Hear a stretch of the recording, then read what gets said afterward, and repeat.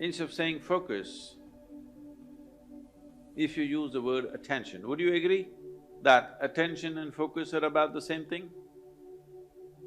There is a little difference. There are nuances to it. But when you say focus, it's just like focusing a light on something means only a focus is always a spot. Attention can be much more widespread. See, right now, if you have clear vision, I'm having problems seeing the young man because you kept him in darkness there in the hall But if the hall was well lit, I don't have to focus myself to see the people who are sitting here. I just need attention. If I'm attentive, I will see all the people here the way they are. But now I get interested in this one young man, then I need focus. If I had only focus without the general attention about everything around me, indiscriminate attention I'm talking about, attention not even about something, just being attentive only because there is a certain level of attention and awareness within you, you even know that you exist.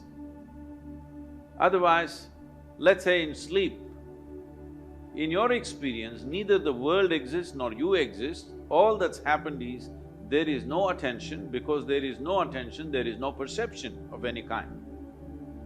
So first thing is attention, that there is a general grasp of everything. Then there is a particular interest. Then we focus it down to that particular interest. So what is the purpose or what is the definition of focus? What is the use of focus? Where can focus get us?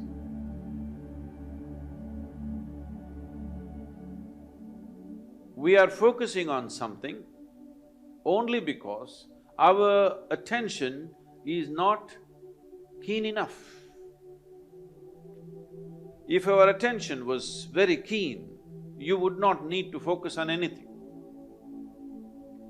In the yogic systems, we have what is called as dashavadanis, shatavadanis. What this means is, a man will do 10 things at the same time. Another man will do 100 things at the same time.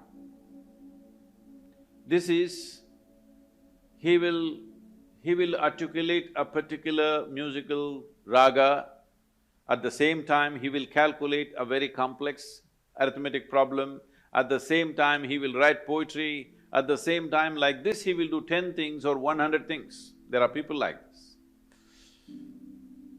You can either use that to just be a stage performer, or you can just use it in your life, you're an entrepreneur. It's very important, if you're walking on the street, you're able to see something that most other people cannot see. That is when you become a leader, because you are able to see things others are yet to see. That is when you take up a leadership position, because essentially leadership means you're on a perch. Once you're on a perch, you must see better than others. So attention is that dimension which will put you on that perch. If your attention has to be very keen about everything, then you should stop discriminating in terms of, I like this person, I don't like this person, this is good, this is bad, this is nice, this is not nice, this is useful, this is not useful. If you do not make any kind of discrimination, you just work on your attention, not about being attentive about something, just being super attentive, not about anything. See, right now if you increase the voltage in this hall where you're sitting, when light comes on, light is not thinking in terms of, whom should I focus on? When light comes on, everything that is there in that room will be seen. This is important. This is a very important aspect of yogic process, is that we go on working on our attention, that we keep on keying up our attention to a higher and higher level, a higher and higher voltage and intensity. Now, we don't encourage focus because focus means consolidate all that attention and put it on one person.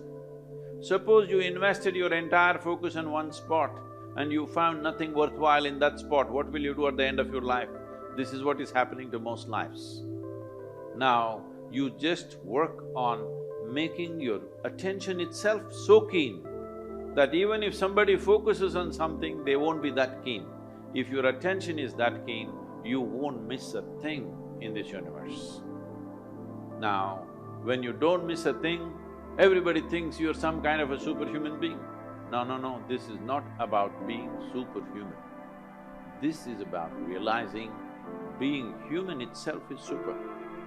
So, if you cultivate your attention, we can give you very dynamic processes through which you can scale up your attention to a higher and higher level. How clearly you see determines how successfully you walk this life, there's no question about it. How much lack of clarity there is in you, that much blundering you will do in your life. Simply there is no question about this. So, if one has to first of all work towards cultivating this attention, first thing is you stop your sense of discriminatory looking, that you don't look at this person, oh, this is a man, this is a woman, this is a dog, this is that. Simply pay attention without any judgment. If you just pay attention to anything and everything without any judgment, you will see, if you just pay attention to an ant, there are phenomenal things. You're in Germany, who knows, if you pay enough attention to an ant, you may come up with the best automobile on the planet, because I have not seen any machine moving with as much dexterity as an ant moves. But I think nobody has paid enough attention to an ant. So, attention, raising the bar of attention is more important than focus. For immediate purposes, if you need to focus on something, you can. But right now you can do a simple experiment. If you sit with your face slightly upturned like this and close your eyes, you will see naturally there'll be a focus between your eyebrows. But you can be conscious of many things, people around you, your breath, the sensations in your body. You can be conscious of everything and still be focused. So mental focus is a limited possibility, but the attention, enhancement of attention that ultimately delivers you to a space where you become conscious, or in other people's words, super conscious, is just conscious, but people think you're super conscious. Because of this, you grasp everything as it is. The most important thing for this is that your mind is not functioning like a prism, distorting things and creating designs where they don't exist. Your mind has become like a plain mirror, it just shows everything just the way it is. Only when you see everything just the way it is, you will have the ability to handle everything sensibly, otherwise you make a mess out of many things. And this is very important for an entrepreneur because you don't have a job